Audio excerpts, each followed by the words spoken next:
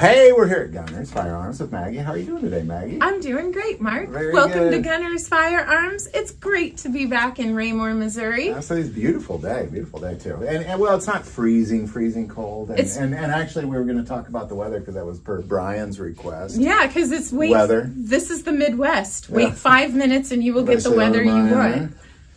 Brian, weather thoughts. It's going to get cold. It's going to get chilly. Make sure you don't put your coats away yet. It is Missouri.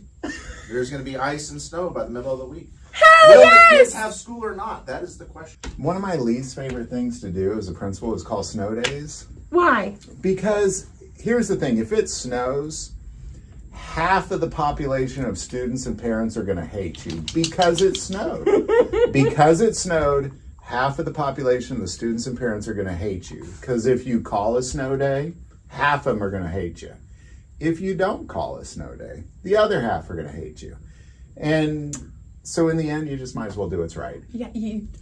Wow! That ties in perfectly to gun sales and everything as well, because if you have something you're pissing off people, 50% of the people either way. Yeah. Either you do not have what they are looking for immediately on your shelf or in stock, they have to wait to get it, and they don't want to wait. So you're ticking somebody off. I always had a saying. Actually, this wasn't my saying. I had a mentor, an old principal of mine that taught me a lot, and I live by this. Is there's certain things you're going to do that no matter what you choose, you're going to be the hero and the villain. No matter what you choose, some people are going to hate you, some people are going to love you. So you might as well pick the right thing. Yeah, do what's right. Yeah. At the end of the day, do what's right. Well, hey, speaking of doing what's right, and making people upset at your choices. Yeah! We aim to please. We aim to please. So we were talking about it, I briefly a little bit ago, and I just want to chat about this because I am of belief that the paper forms, when you fill them out, they stay here, like you mentioned. They don't go anywhere. If somebody needs information off that, they have to physically come here. Yes. Or call here. But yet, then there's a lot of people doing it online. Doing it like you get out the laptop and you fill out your digital forms. It's computerized. And I would argue that is being stored. It has to be to be stored somewhere. Right, it has to be stored somewhere. And my guess is you guys don't have a supercomputer back there, so you're not storing that information. No, we do paper nor is forms. Any other. Well, but even the places that do, because there's a couple gun stores that I won't go to because they do that, but that would be a digital registry. Am I right? They have a digital backup of all of that that can be accessed at any time, even remotely by. Usually it's by the owner of the company, the managers, the people that have access to that, but it's stored digitally. Who protects the digital data? Well, and I would argue that I'm not necessarily worried about protecting my data because I am sure that there are probably about 400,000 websites that are on the dark web that could access all of our information. Oh, I'm sure. Like somebody could buy every American's information for probably less than $1 million. Yeah. So it's not really where, it's more the fact that I always appreciated the idea that there's not a registry. There's not a gun registry, a federal registry, but it feels like that's kind of what that is. Am I right? I mean, I guess you wouldn't necessarily know if I'm right on that either. I would not know, but yeah, it does feel a bit like that. The thing is, when you go to the digital, it removes so much of the small human errors that they catch you for and can revoke a license for. And it removes a lot of the stress that is tied to finding those tiny little errors and being extra nitpicky on the paperwork.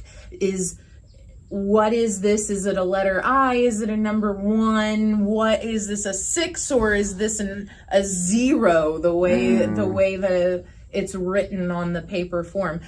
Typed in, those are those actual numbers that were typed in, and then on digital, usually if you're filling out one of those and you make an error, it kicks it out of the system. A lot of times the errors are retained within that system because that provides a marker. So if the same person tries to come back within a time frame set by that system and reapply, the system will kick them out again going, no, we told you no. And we have the information that says you're the same person that we told no before. We're still going to tell you no now. So it's really more of a choice by the FFL itself on whether they do that or not? It is totally an FFL's decision on whether they want to go paperless and do everything digitally, or if they would like to operate on a paper system. Let me ask this, is there any sort of like pressure to go digital, or it's just kind of like it's up to you, nobody really cares, it's your choice, we're just offering you this other option? It is a very tempting option. Sure, I get it. Very tempting option because of the reduction of stress. This is a very high stress job. I did not have gray hairs before I started this job. I actually do have gray hairs. Sometimes can be seen in certain lighting, but I swear to God, they really are there. And when my cousin grows out his facial hair, you can tell just exactly how much stress and gray he has had. So yes, it's high stress, and going digital does alleviate a lot of the stress on my side of the counter. However, then it also gets us to thinking, and it also gets us to thinking about our customers' information and what is being stored as well, how that information can be accessed, and who can access that information. Like you said, there's places on the dark web that can get access to any place and any information that they want. And that's not my realm of expertise. So I wouldn't know anything about how to go about finding all of that, but I'm assured that it could be found. Okay, well, I guess let me ask you this. So there's no necessarily like pressure to do it. It's just we get this other than, wow, that would be nice, because now I don't have to worry. Exactly. And the pressure would come if you have, let's say, for whatever reason, you have a terrible audit, and the audit is like, you know, hey, it's these same little things that you're not catching. But if you pushed on a digital system, that system catches those errors for you.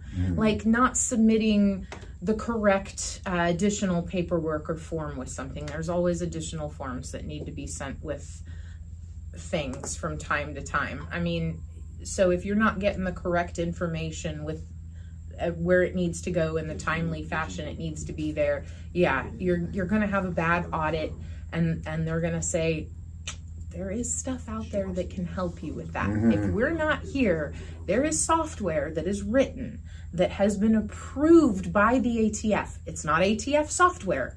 It is software that has been approved by the ATF. Have you ever heard where that information's being stored? Like, has an agent ever told you, or have you ever asked, or has that ever come up? It's not ever come up because I have not yet had the experience of working for an FFL that records digital data.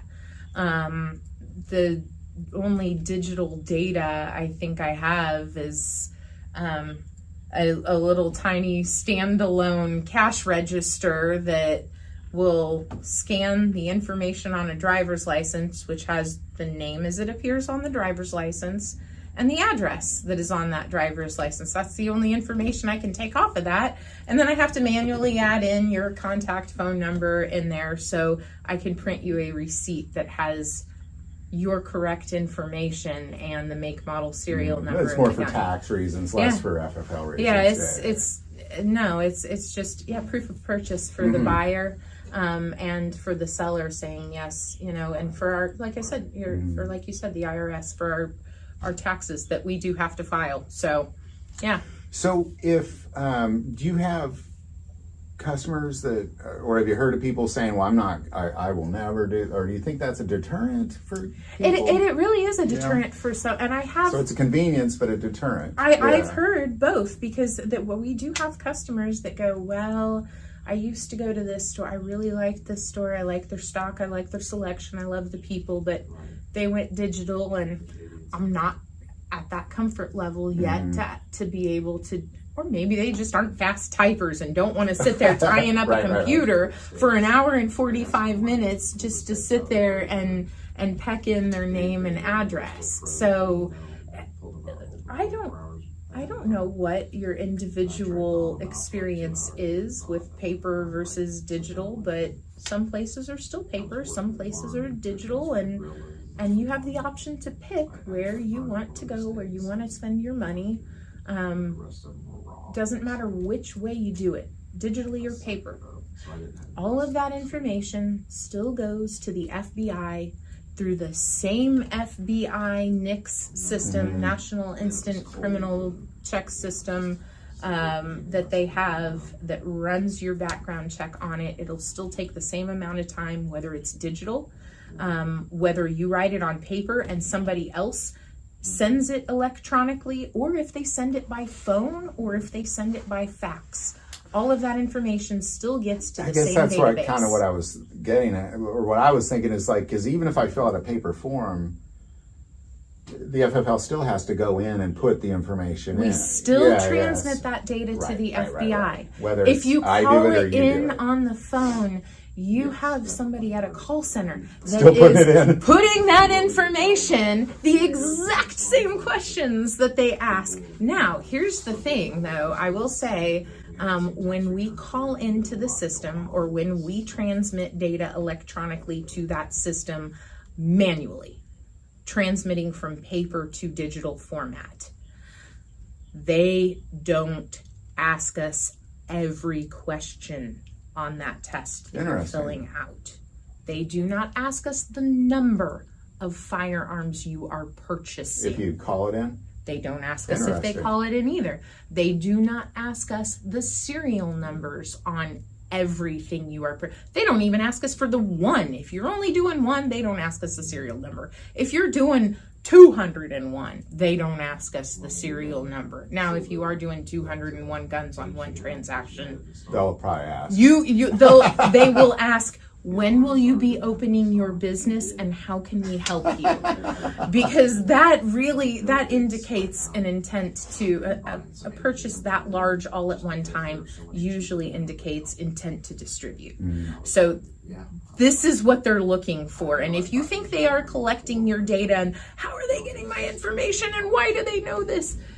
They're only going to get that information if your gun turns up used in a crime. Gotcha. And then they're going to have to, like, if your gun is stolen and used or something, trace it. Yep, and then they just reverse trace it through the manufacturer. It goes down the line until they call that gun store to physically go into the back room and pull that paperwork and say, yes, I can prove that Mark is the owner of that firearm. So really kind of what it sounds like is if no matter what, your information's going into some sort of a system, whether it's paper, phone call, or digital. But if it's a paper application, it's limited information. It is very limited. Whereas if it's digital, it's all of the information. But it's still going in the same place. It's only going. It's all going to the exact same place. But I mean, it's still got to be filled into the same database form. But when you type in all that information digitally in there, instead of having somebody handwrite out that information, I don't know. I can't guarantee that all of the digital information is not transmitted and it's only the necessary line items. Gotcha. But I can, if we're filling out paper forms, I can tell you that I'm only gonna fill out and send the information that's required. I'm not sending any additional information. Interesting. Well, that's good stuff. Well, gosh, Maggie, thank you so much for that. I appreciate it. You're so that's welcome. fascinating. Because I thought the same thing. I thought, well, no matter what, it's going to the same place, but that's interesting that it's a lot more it's everything if you do it digital. I love you guys and girls that come in thinking that they know every serial number you've ever bought.